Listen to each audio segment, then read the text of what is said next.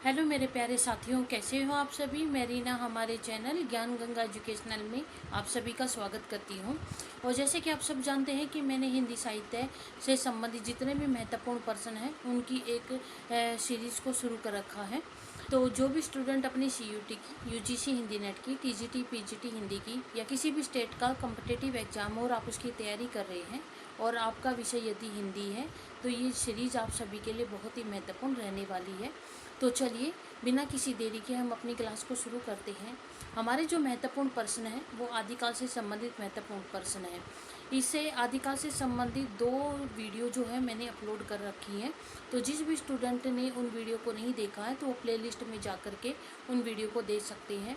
आज का जो पार्ट है वो पार्ट 3 है। तो चलिए आज से संबंधित जितने भी महत्वपूर्ण प्रश्न हैं हम उनको शुरू करते हैं। और आप भी जो है मेरे साथ साथ प्रश्नों के उत्तर देते हुए चलिए और वीडियो के अंत में मुझे बताइए कि आपके कितने स्कोर बनते हैं, कितने आपके प्रश्न ठीक रहे हैं। तो चलिए हम अपनी क्लास को शुरू करते हुए अपना पहला जो प्रश्न है उसको पढ़ते हैं और उसका उत्तर देने का प्रयास करते हैं कि आगम वे अपुराणे पंडित मान बहंती पकक शरीफल अति जिम वाहिरे भरमंती। तो ये जो काव्य पंक्तियाँ हैं ये किस कवि की हैं। तो आप इसका उत्तर देने का प्रयास कीजिए और बताइए कि इस प्रश्न का जो सही उत्तर है वो क्या रहेगा। सरहपा रहेगा, कणहपा रहेगा, डोम्बिपा या फिर कुकू रिपा रहेगा। तो इस प्रश्न का सही उत्तर देते हुए बताइए कि इसका सही उत्तर क्या रहेगा।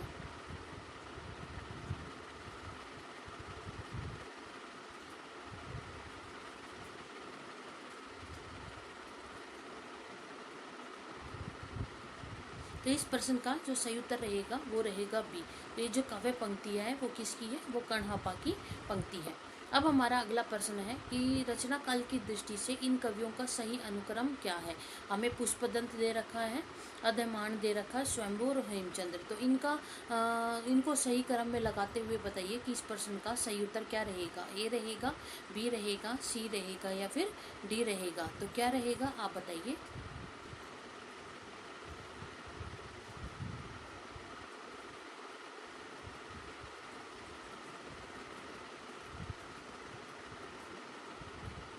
तो इस प्रश्न का सही उत्तर क्या रहेगा, वो रहेगा सी। जो स्वयंभू है वो हमारा 8वीं शताब्दी के कवि हैं, पुष्पदंत 10वीं शताब्दी के और अब्द रहमान जो है ये 12वीं 13वीं शताब्दी के बीच के ये कवि हैं और हेमचंद्र जो है वो 11वीं शताब्दी के कवि हैं।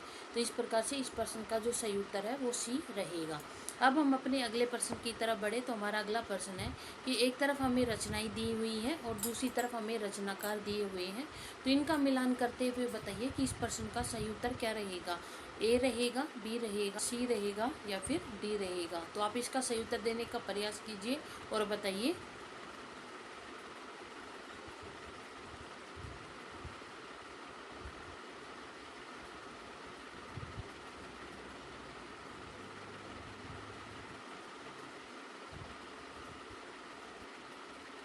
तो इस प्रश्न का जो सही उत्तर रहेगा वो रहेगा ए। जो प्रबंध चिंतामणि है इसके रचनाकार कौन है, जैनाचार्य मेरुतन। उसके बाद रणमल छंद के रचनाकार कौन है, श्रीधर।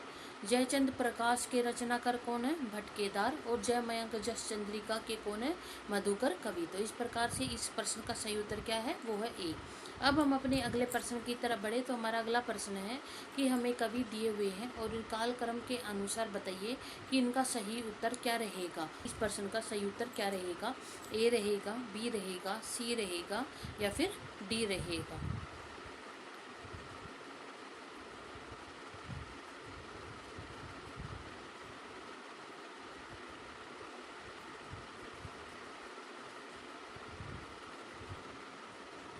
तो इस प्रश्न का सही उत्तर क्या रहेगा। जो सरहपा है इसका समय कितना है, इसका है 769 ईस्वी। सोम प्रभु सूरी इसका समय कितना है, 1184 ईस्वी। गोरखनाथ का है 845 ईस्वी और हेमचंद्र का है 1088 ईस्वी। तो इस प्रकार से इस प्रश्न का जो सही उत्तर वो क्या रहेगा, तो वो रहेगा ऑप्शन सी। अब हम अपने अगले प्रश्न की तरफ बढ़े। तो हमारा अगला प्रश्न है 12 बरस लो कुकर जीवे अरु तेरा लो जिए सियार बरस 18 क्षत्रिय जीवे आगे जीवन को धिक्कार। तो ये जो पंक्ति है ये किस रासो कवि काव्य से ली गई है? खुमान रासों से, पृथ्वीराज रासों से, हमीर रासों से या फिर परमाल रासों से? तो इस प्रश्न का सही उत्तर देते हुए बताइए कि इसका सही उत्तर क्या रहेगा।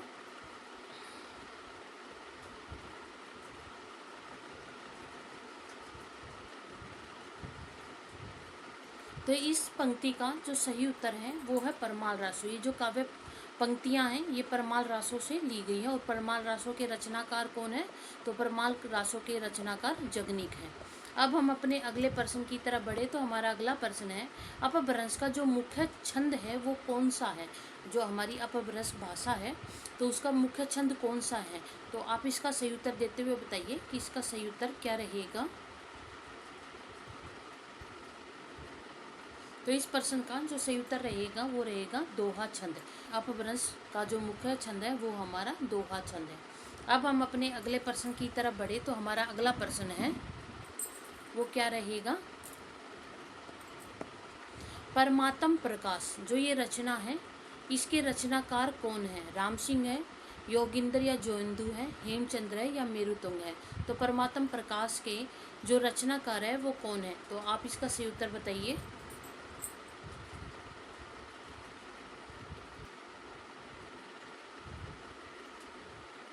तो परमात्म प्रकाश के रचनाकार कौन है? तो जोइंदू, जिनको योगिंदर भी कहा जाता है, तो ये परमात्म प्रकाश के रचनाकार हैं। अब हम अपने अगले प्रश्न की तरफ बढ़े तो हमारा अगला प्रश्न है कि हमें नीचे जो है रचनाएं दी गई हैं तो इनको सही क्रम में लगाना है। तो आप सही क्रम में लगाते हुए बताइए इस प्रश्न का सही उत्तर क्या रहेगा। ए रहेगा, बी रहेगा, सी रहेगा या फिर डी रहेगा।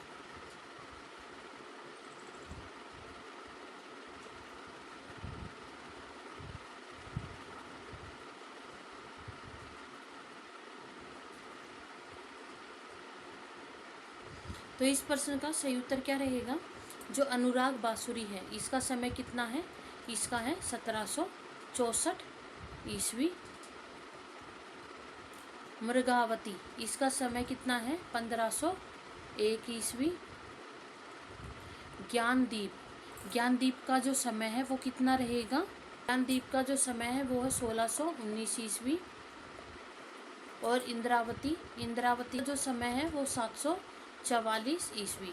तो इस प्रकार से इस प्रश्न का जो सही उत्तर वो है वो क्या रहेगा?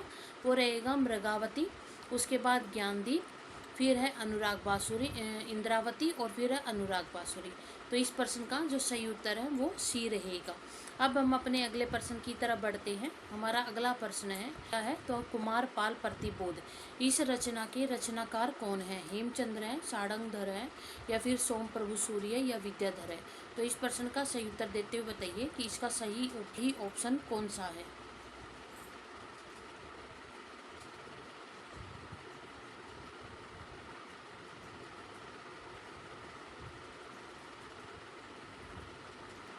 तो इस प्रश्न का जो सही उत्तर रहेगा वो रहेगा सी।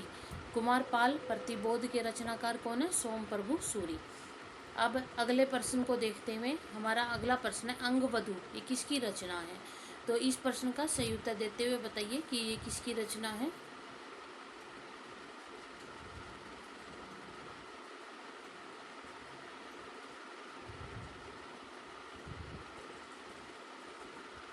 तो जो अंगवधु है वो दादू दयाल की रचना है। अब हम अपने अगले प्रश्न को देखते हैं। हमारा अगला प्रश्न है कि नीचे जो हमें कृतियाँ यानी कि रचनाएं दी गई हैं तो इनका जो है सही क्रम में लगाते हुए इनको काल क्रम के अनुसार इनको सही क्रम में लगाते हुए बताइए कि इसका प्रश्न का सही उत्तर क्या रहेगा। पहले कौन सा आएगा फिर उसके बाद कौन सा, जैसे कि कुमान रासु है, बीसल देव रासु है, चंदन बाला रास और परमचर्य हो। तो इनमें से कौन सी रचना सबसे पहले आएगी और सबसे अंतिम में कौन सी रचना आएगी।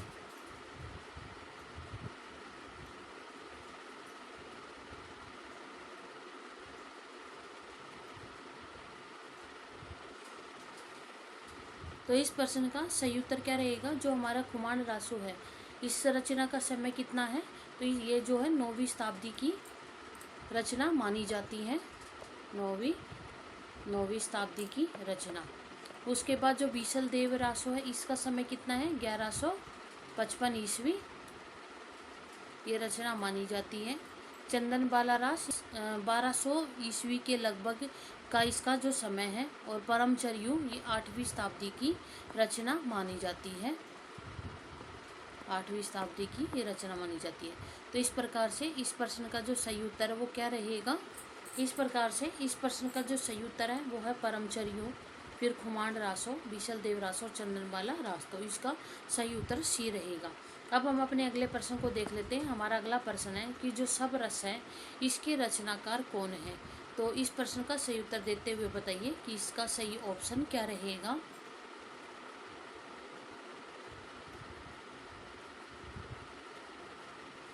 तो इस प्रश्न का जो सही उत्तर है वो क्या रहेगा। तो इस प्रश्न का जो सही उत्तर है वो है मुल्ला वजही।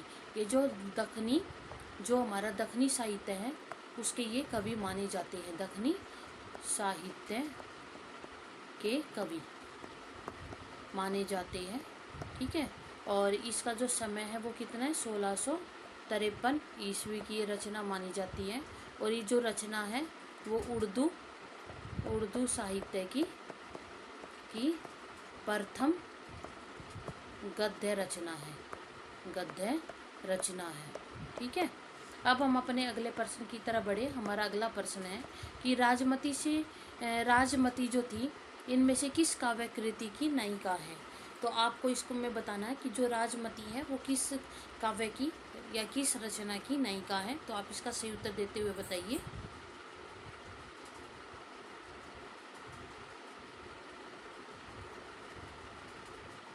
तो इस प्रश्न का जो सही उत्तर है वो है बीसल देव रासो। तो राजमती बीसल देव रासो की नायिका है। अब हम अपने अगले प्रश्न को देख लेते हैं कि हमारा अगला जो प्रश्न है वो कौन सा है। हमें जो है रचनाएं कवि दिए गए हैं और बताना है कि इनमें से सही क्रम कौन सा है इन कवियों का। तो सही क्रम को चुनते हुए बताइए कि ऑप्शन ए ठीक रहेगा, बी ठीक रहेगा, सी रहेगा या फिर डी ठीक रहेगा। तो इनमें से कौन सा रहेगा।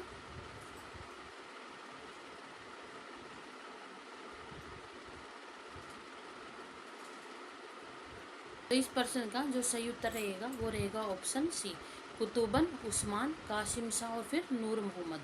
अब हम अपने अगले प्रश्न को देख लेते हैं। नीचे हमें रचनाएं दी गई हैं, तो इन रचनाओं का सही क्रम लगाते हुए बताइए कि इसमें से कौन सा ऑप्शन हमारा ठीक रहेगा।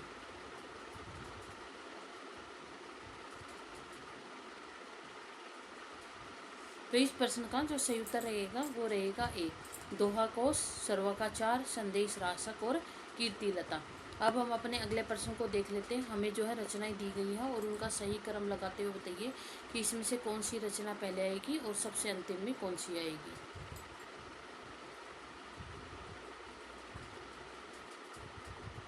तो इस रचना का सही प्रश्न क्या रहे। इस प्रश्न का सही ऑप्शन क्या रहेगा। ललित ललाम, इसका समय कितना है 1664 ईस्वी। भाव विलास का समय कितना है 1689 ईस्वी। श्रृंगार निर्णय 1750 ईस्वी। और फिर जगत विनोद। तो इस प्रकार से इस प्रश्न का सही उत्तर क्या रहेगा। तो वो ए रहेगा। अब हम अपने अगले प्रश्न को देख लेते हैं।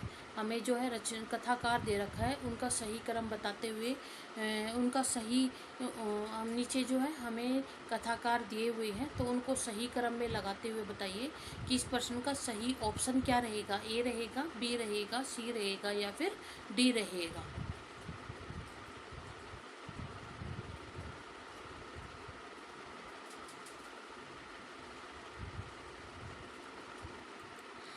तो इस प्रश्न का सही उत्तर क्या रहेगा। जो जैनेंद्र कुमार है इसका समय कितना है 1905 ईस्वी।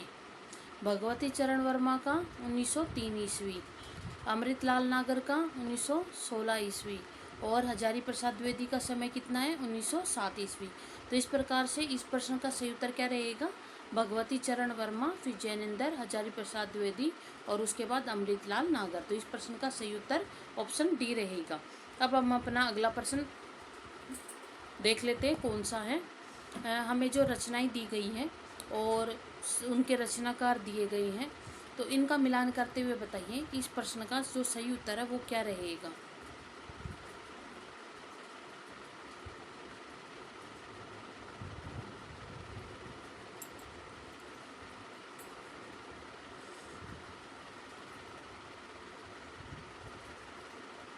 जो इस प्रश्न का सही उत्तर क्या रहेगा? कुमारपाल प्रतिबोध। इसके रचनाकार कौन है? सोम प्रभु सूरी।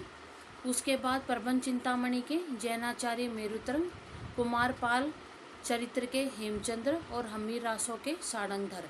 तो इस प्रकार से इस प्रश्न का सही उत्तर कौन सा रहेगा? ए रहेगा। अब हम अपने अगले प्रश्न को देख लेते हैं। हमारा अगला प्रश्न है, नीचे हमें एक तरफ हमें रचनाएं दी गई हैं, दूसरी तरफ रचनाकार है।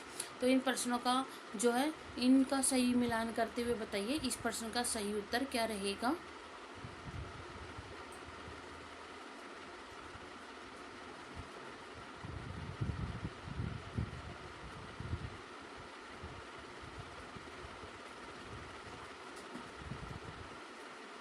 राठौर दी ख्यात। जो राठौर दी ख्यात है इसके रचनाकार कौन है? दयाल दास। विराट पुराण के रचनाकार कौन है? गोरखनाथ। उसके बाद पुष्पदंत। पुष्पदंत के रचनाकार कौन है? तो पुष्पदंत के जो रचनाकार है उत्तर पुराण। और जिनदत्त सूरी, इसकी रचना कौन सी है? तो इसकी रचना है हमारे कौन सी? उपदेश रसायन रास। तो इस प्रकार से इस रचना इसका सही जो प्रश्न है वो कौन सा है? तो वो बी ऑप्शन इसका सही उत्तर है। अब हम अपने अगले प्रश्न को देख लेते हैं। हमारा अगला प्रश्न कौन सा है? अगला प्रश्न है, सिद्धों की साधना में जो शून्य है वो किसका पूरक तत्व था? तो इस प्रश्न का सही उत्तर देते हुए बताइए कि इस प्रश्न का सही उत्तर क्या रहेगा?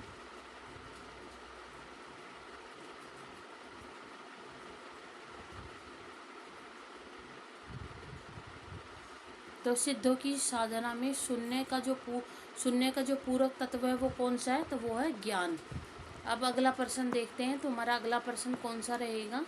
तो इनमें से कौन सा ऐसी रचना है जो व्याकरण ग्रंथ के रूप में प्रतिष्ठित है? तो कौन सी रचना है वो जिसको व्याकरण ग्रंथ के रूप में जाना जाता है? तो इस प्रश्न का सही उत्तर बताइए।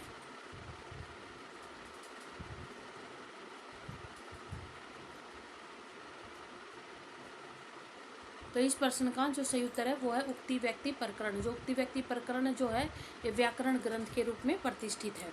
अब अपना अगला प्रश्न देखते हैं कि किस ग्रंथ में कलचुरी राजवंश के किसी सामंत की 7 नायिकाओं का नक्शक वर्णन किया गया है? तो ऐसी कौन सी रचना है? वर्ण रत्नाकर है, उक्ति व्यक्ति प्रकरण है, राहुल वेलय या कुवल्य माला कथा है?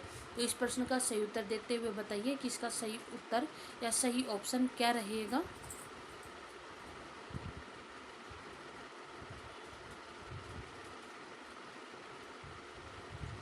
तो इस प्रश्न का जो सही उत्तर है वो है कुवल्य माला कथा में। अब हम अगले प्रश्न को देख लेते हैं। नीचे जो है हमें क्या दी गई हैं? रचनाएं दी गई हैं। तो उनका जो है क्रम बताना है कि पहले कौन सी रचना आएगी, फिर कौन सी, और उसके बाद कौन सी, और सबसे अंतिम में कौन सी रचना। तो आप इसका सही उत्तर बताइए।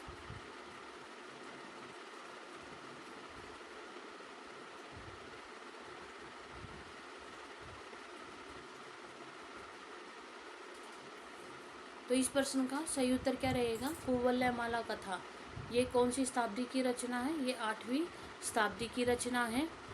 8वीं शताब्दी की रचना। कुवल्य माला कथा ये 10वीं शताब्दी की रचना है। उक्ति व्यक्ति प्रकरण ये 11वीं 12वीं शताब्दी की रचना है। और कीर्तिलता 13वीं शताब्दी की रचना है। तो इस प्रकार से इस प्रश्न का सही उत्तर क्या रहेगा? Option B. अब हम अपने अगले प्रश्न को देख लेते हैं कि कालक्रम की दृष्टि से इनमें से सबसे पुराना जो कवि है वो कौन सा है? तो आप इसका सही उत्तर देते हुए बताइए।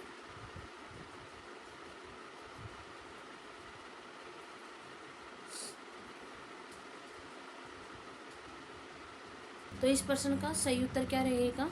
जो तुलसीदास है इसका समय कितना है? 1532 ईस्वी। सूरदास का 1478 ईस्वी। बिहारी का 1596 ईस्वी। और विद्यापति का 1350 ईस्वी। तो इस प्रश्न का सही उत्तर क्या रहेगा? तो वो डी रहेगा। जो डी है वो सबसे पुराने कवि हैं, विद्यापति। अब हम अपने अगले प्रश्न को देख लेते हैं। खड़ी बोली में सबसे पहले काव्य सर्जन करने वाले कवि कौन से हैं? तो इस प्रश्न का सही उत्तर देते हुए बताइए कि अमीर खुसरो हैं, सूरदास हैं, तुलसीदास हैं या इनमें से कोई भी नहीं है। तो आप इस प्रश्न का सही उत्तर दीजिए और बताइए।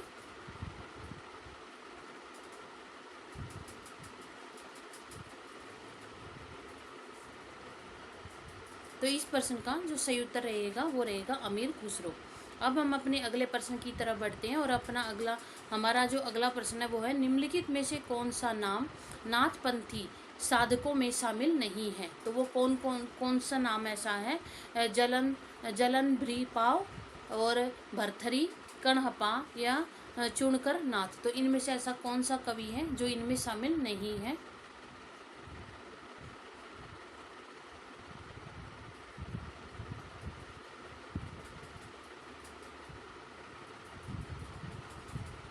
तो इसमें जो है वो है कणहपा। जो कणहपा है वो नाथ पंथकों में शामिल नहीं है। अब हम अपने अगले प्रश्न की तरफ बढ़े तो हमारा अगला प्रश्न है, निम्न किस ग्रंथ में चंद्रबरदाई को छप्पियों का राजा कहा गया है। तो ऐसा कौन सा है जिसमें छप्पियों का राजा चंद्रबरदाई को कहा गया है? शिव सिंह सेगर सरोज में, पृथ्वीराज रासों में, मुंज रासों में या इनमें से कोई भी नहीं।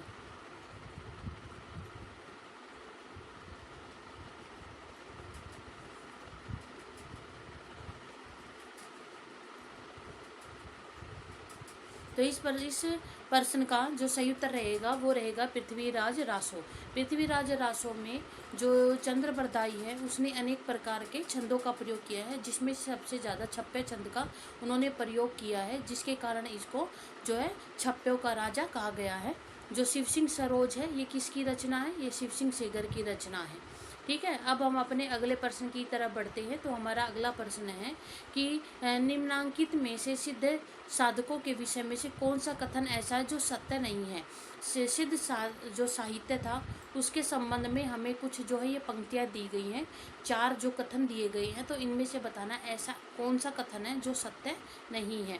तो इस प्रश्न का सही उत्तर चुनते हुए बताइए कि इसका सही उत्तर या सही ऑप्शन क्या रहेगा? ए रहेगा, बी रहेगा, सी रहेगा या फिर डी रहेगा?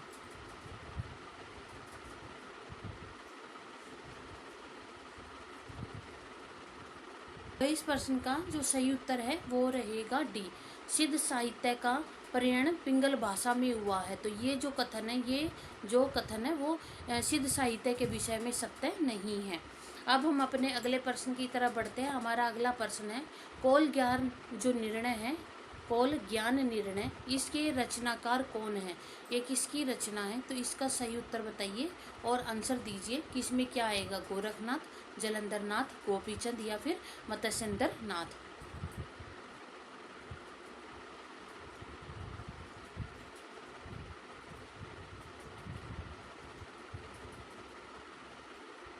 तो इस प्रश्न का जो सही उत्तर है वो है गोपीचंद नाथ। कौल ज्ञान निर्णय जो रचना है वो गोपीचंद नाथ की है। अब हम अपने अगले प्रश्न की तरफ बढ़ते हैं। हमारा अगला प्रश्न है, निम्नलिखित में से अपभ्रंश प्रभावित हिंदी रचना कौन सी है? इसमें से ऐसी कौन सी रचना है जो अपभ्रंश से प्रभावित हिंदी की रचना मानी जाती है? कुमार रासो है, ढोला मारूरा दुहा है, भारतेश्वर बाहुबली रास है, जय मयंक जस चंद्रिका है। तो इसमें से कौन सी रचना है आप बताइए।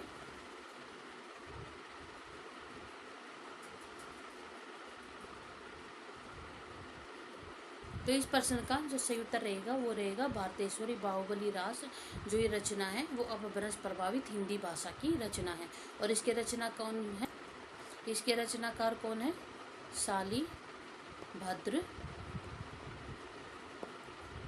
सूरी इसके रचनाकार हैं। अब हम अपने अगले प्रश्न को देखते हैं कि चारण साहित्य किस साहित्य का दूसरा नाम है? ऐसा कौन सा साहित्य है जिसको चारण साहित्य के नाम से भी पुकारा जाता है? तो वो कौन सा है? सिद्ध साहित्य, नाथ साहित्य, जैन साहित्य या फिर रासो साहित्य। तो वो कौन सा साहित्य है?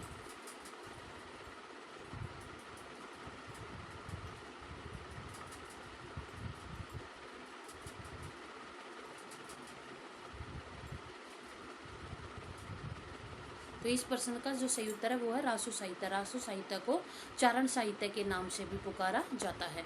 अब अगला प्रश्न है, आदिकालीन हिंदी काव्य धारा में उपलब्ध नहीं है। कौन सा ऐसा साहित्य है जो आदिकालीन हिंदी काव्य धारा में शामिल नहीं होता है या उसमें प्राप्त नहीं होता है? जैन साहित्य, सिद्ध साहित्य, सिख साहित्य या फिर नाथ साहित्य। तो वो कौन सा साहित्य है?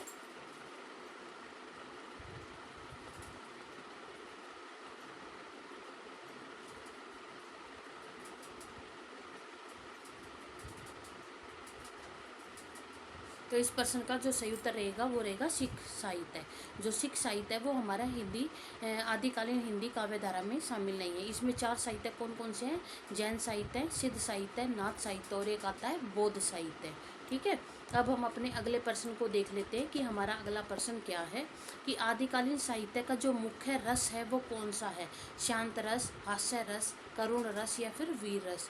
तो कौन सा इसका प्रमुख रस है? तो आप बताइए।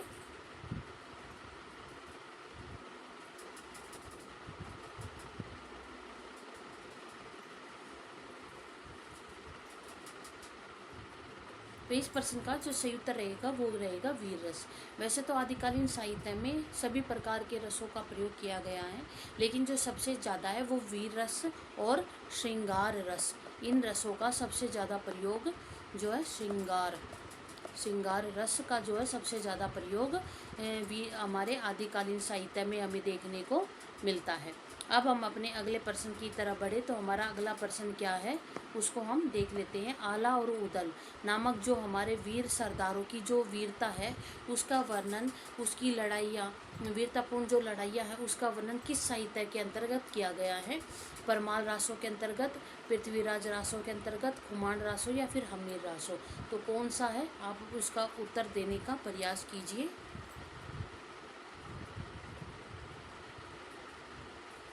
तो इस प्रश्न का जो सही उत्तर रहेगा वो रहेगा परमाल रासों। परमाल रासों में आला और उदल नामक जो वीर सरदार है उनकी युद्ध वीरता का वर्णन इसके अंतर्गत किया गया है। अब हम अपने अगले प्रश्न को देखते हैं कि निम्नलिखित जो पंक्तियाँ दी गई हैं तो बताना वो किस कवि की पंक्तियाँ हैं। खने खन नयन कौन अनुसरई, खने खन वसन धूलि तन भरई। तो ये जो पंक्तियाँ हैं वो किस कवि की हैं? आप इसका उत्तर देने का प्रयास कीजिए।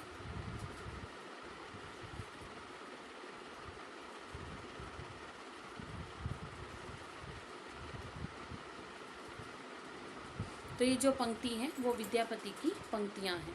अब हम अपने अगले प्रश्न को देखते हैं कि अपभ्रंश का जो भवभूति है वो किसको कहा जाता है? शालिभद्र सूरी को, पुष्पदंत को, कनकामर को या फिर धनपाल को? तो ऐसा कौन सा कवि है जिसको अपभ्रंश का भवभूति कहते हैं?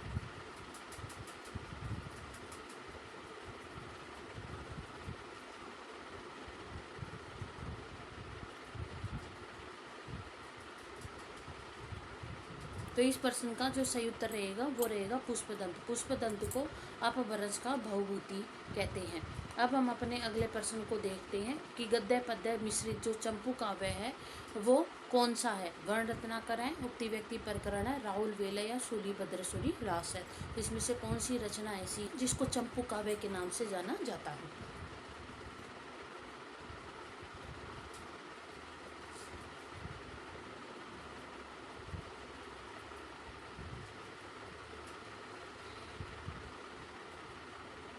तो गद्य पद्य मिश्रित जो चंपू काव्य है वो कौन सा है? वो वर्ण रत्नाकर है। अब हम अपने अगले प्रश्न की तरफ बढ़ते हैं। हमारा अगला प्रश्न है निम्न में से कौन सा नाम आदिकाल का नहीं है? यानी कि आदिकाल को अलग अलग विद्वानों ने अपने अनुसार अलग अलग नाम दिया है। तो नीचे हमें नाम दिए गए हैं और आपको बताना है कि उनमें से ऐसा कौन सा नाम है जो आदिकाल का नहीं है। तो आप इसका सही उत्तर देते हुए बताइए कि ये नाम किसका है और किसका नहीं है।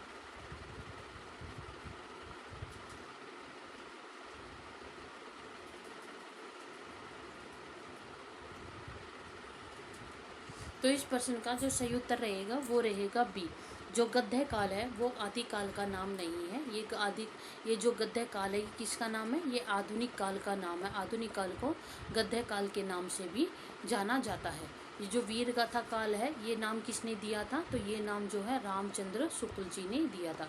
किसने? रामचंद्र शुक्ल जी ने। जो सिद्ध सामंत काल है ये नाम किसने दिया था? राहुल शाकिर्त्यायन ने।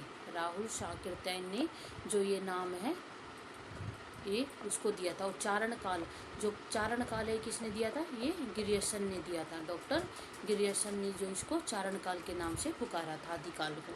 अब हम अपने अगले की तरफ बढ़ते हैं। हमारा अगला प्रश्न कौन सा है कि इनमें से कौन सा कवि है जो आदिकाल का कवि नहीं है? चंद्रबरदाई, जगनीक, नाभा दास या फिर दलपत विजय? यह है नाभा दास। तो इनमें से ऐसा कौन सा कवि है जो हमारा आदिकाल का नहीं है?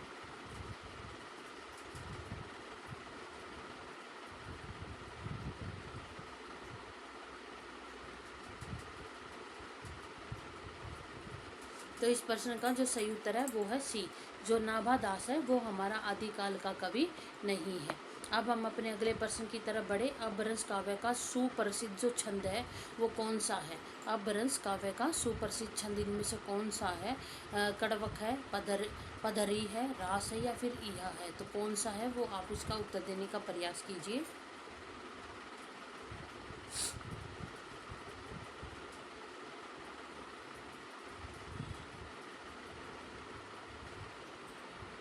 तो इस प्रश्न का जो सही उत्तर रहेगा वो रहेगा बी, पदरी जो है अपभ्रंश काव्य का सुप्रसिद्ध छंद है।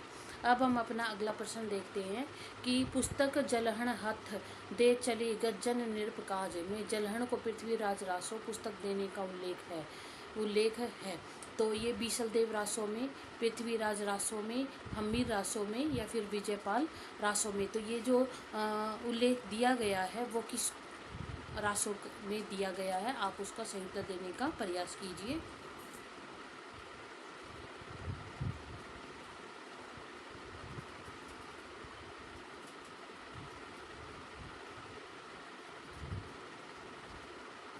तो ये पृथ्वीराज रासों में इस चीज़ का उल्लेख दिया गया है। अब हम अपना अगला प्रश्न पढ़ते हैं। हमारा अगला प्रश्न है, निम्न में से किस ग्रंथ में लिखा है कि अग्नि परीक्षा के बाद जो सीता थी वो जैन धर्म में दीक्षित हो जाती है? तो ये जो बात है वो किस ग्रंथ में लिखी गई है? महापुराण में, परमात्म प्रकाश में, भविष्यत कहा में या परमचर्यों में? तो इसका उल्लेख किस में है? तो आप इसका सही उत्तर देने का प्रयास कीजिए।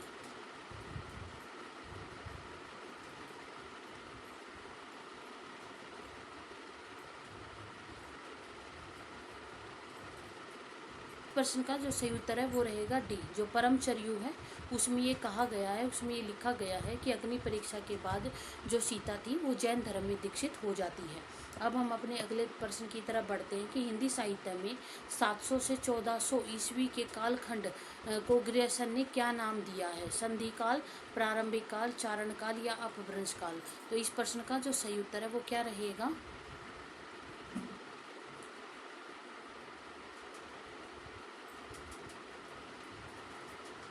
तो इस प्रश्न का जो सही उत्तर रहेगा वो रहेगा चारण काल। अब हम अपने अगले प्रश्न की तरफ बढ़ते हैं। हमारा जो अगला प्रश्न है वो कौन सा है कि जो मुकरी लिखने का सबसे पहले जो प्रयास है वो किसने किया था? तो इस प्रश्न का सही उत्तर क्या रहेगा? स्वयंभू, जगनिक, अमीर खुसरो या फिर कुंभन दास? तो आप इसका उत्तर बताइए क्या है।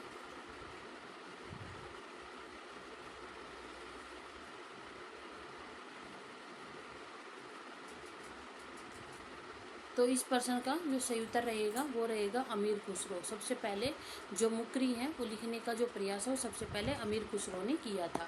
अगला प्रश्न है, आदिकाल में किस प्रकार का साहित्य लिखा जा रहा था? तो आप इस प्रश्न का सही उत्तर बताइए कि किस प्रकार का था। जनजीवन से हटकर राजाओं की वीरताओं का अतिरंजित वर्णन, या कृष्ण भक्ति पर आधारित काव्य, निर्गुण की उपासना, या उपयुक्त में से किसी प्रकार का नहीं? तो इस प्रश्न का सही उत्तर क्या रहेगा?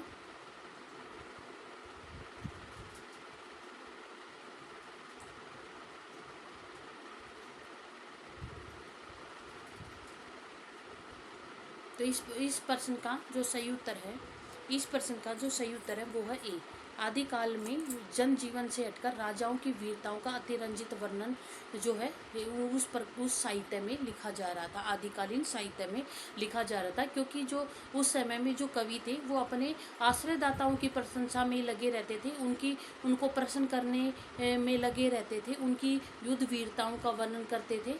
तो इसलिए जो वो है जनजीवन से हट कर के सिर्फ एक राजाओं को प्रसन्न करने वाला साहित्य उस समय पे लिखा जा रहा था।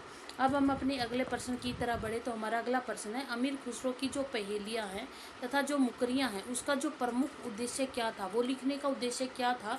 तो इस प्रश्न का सही उत्तर बताइए कि वो क्या है।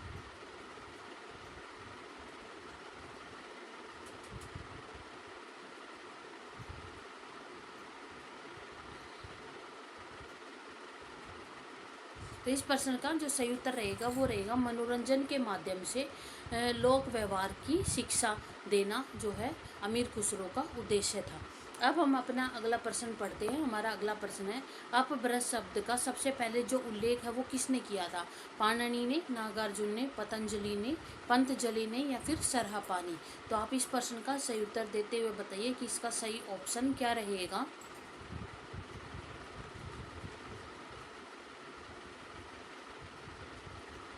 इस प्रश्न का जो सही उत्तर रहेगा वो रहेगा सी, पतंजलि ने अपभ्रंश शब्द का सबसे पहले उल्लेख किया था। अगला प्रश्न है कि अवहट में शिक्षा जो शब्द है उसका कौन सा रूप मिलता है? अवहट में शिक्षा शब्द के लिए कौन सा रूप मिलता है? तो इस प्रश्न का सही उत्तर देते हुए बताइए कि इसका सही उत्तर क्या रहेगा।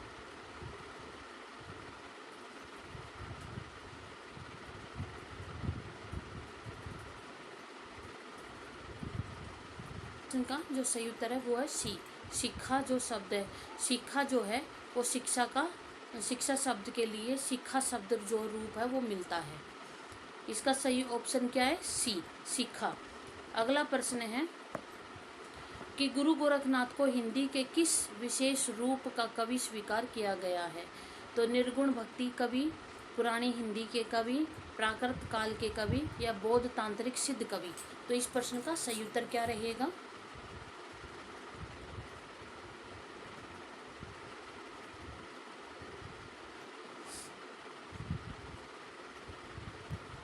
तो इस प्रश्न का जो सही उत्तर रहेगा वो रहेगा पुरानी हिंदी के कवि के रूप में गुरु गोरखनाथ को स्वीकार किया गया है। अगले प्रश्न को देखते हैं कि विद्यापति की भक्ति श्रृंगार पदावली अनूठी संपत्ति है। तो हिंदी साहित्य के संक्रमण काल की, हिंदी साहित्य के मध्यकाल की, हिंदी साहित्य के उत्तर मध्यकाल की या फिर हिंदी साहित्य के आदिकाल की? तो इस प्रश्न का सही उत्तर क्या है, आप उत्तर देने का प्रयास कीजिए।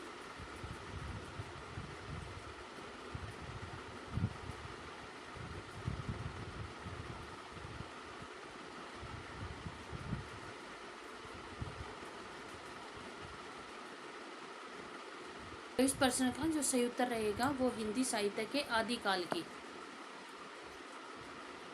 इस पर से विद्यापति की भक्ति श्रृंगार परक जो पदावली है वो अनूठी संपत्ति है हिंदी साहित्य के आदिकाल की। अब हम अगले प्रश्न को देख लेते हैं। हमारा अगला प्रश्न है, महु अर बुझई कुसुम रस कबब कलासु छलल सज्जन पर उर आर मन दुज्जन नाम मलल?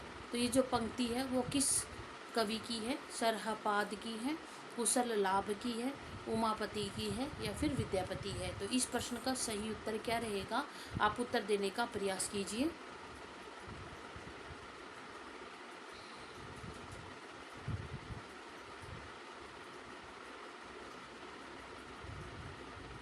तो इस प्रश्न का जो सही उत्तर रहेगा वो रहेगा विद्यापति। ये जो पंक्तियाँ वो विद्यापति की पंक्तियाँ हैं। आज के लिए इतना ही। आज आपको मेरी वीडियो कैसी लगी मुझे कमेंट में ज़रूर लिख करके बताइएगा। अगर आपको ये महत्वपूर्ण प्रश्नों की सीरीज़ अच्छी लग रही है तो इसको लाइक करें और ज़्यादा से ज़्यादा शेयर करें, ताकि जो भी स्टूडेंट अपनी CUT की, UGC हिंदी नेट की, TGT PGT हिंदी की या फिर किसी भी स्टेट का कम्पिटिटिव एग्ज़ाम है और उनका विषय यदि हिंदी है तो वो इन महत्वपूर्ण सीरीज़ के जरिए, इन महत्वपूर्ण प्रश्नों के जरिए अपनी तैयारी को बेहतर कर सकते हैं और अपनी तैयारी को जाँच भी सकते हैं। और साथ ही साथ मुझे ये भी बताइए कि आज आपके कितने प्रश्न ठीक रहे हैं, कितना आपका स्कोर बनता है। जिस भी स्टूडेंट ने मेरा टेलीग्राम चैनल या इंस्टाग्राम चैनल को ज्वाइन नहीं किया है तो इस वीडियो के डिस्क्रिप्शन में उसका लिंक दिया गया है, तो वहाँ जा करके उस चैनल को ज्वाइन कर लें। और जो भी स्टूडेंट मेरे इस चैनल पर नए आए हैं तो हमारे ज्ञान गंगा एजुकेशनल चैनल को सब्सक्राइब कर लें, साथ ही साथ बेल आइकन को दबा करके ऑल के बटन को भी प्रेस कर लें, ताकि मैं जो भी नई वीडियो डालूँ उसका नोटिफिकेशन आप सभी तक सबसे पहले पहुँचे। तब तक के लिए धन्यवाद। Take care and bye bye.